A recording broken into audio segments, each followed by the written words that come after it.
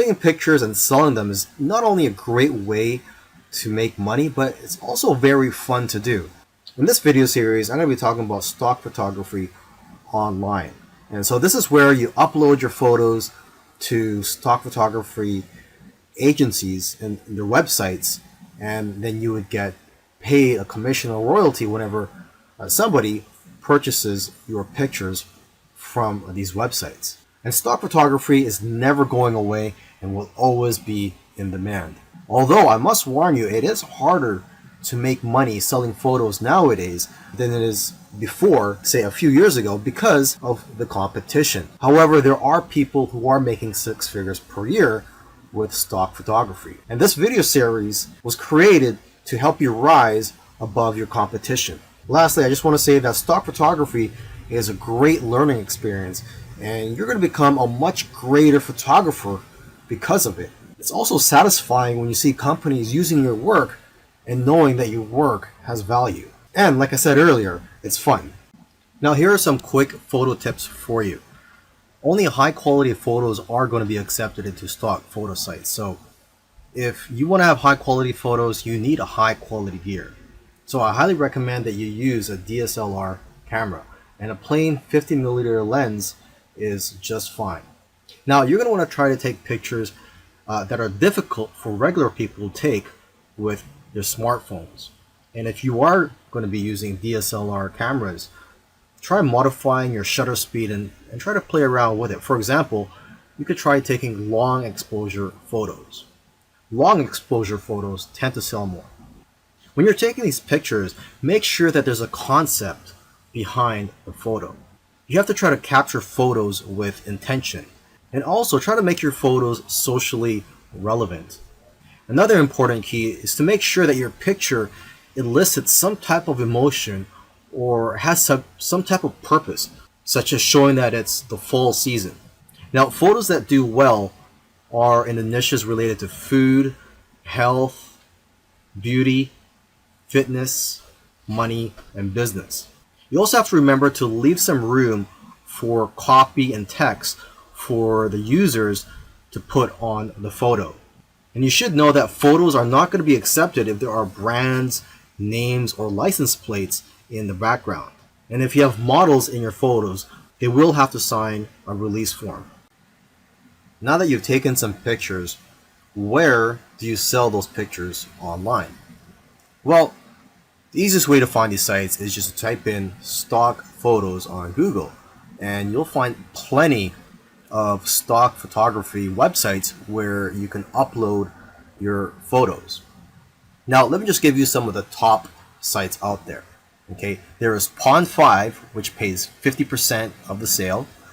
Aamir, which pays 40% royalty per photo, and there is one photographer that I know of who makes $100,000 per year from just this one website.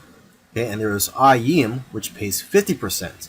A lot of photographers are having success with this site.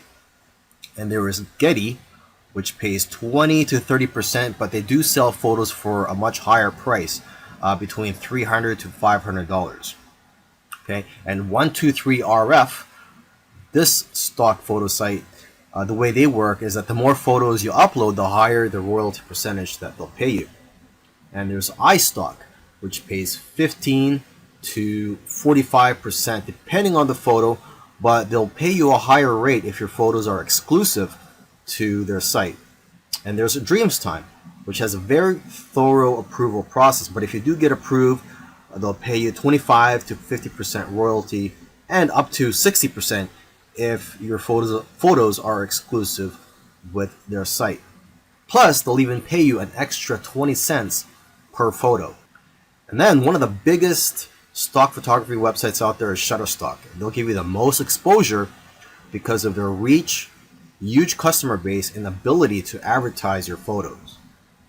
And there's Adobe, which will give you almost as much sales but higher sales amounts. And Adobe stock is integrated into the Adobe software. There's iStock Getty Images, which can also get you a lot of sales.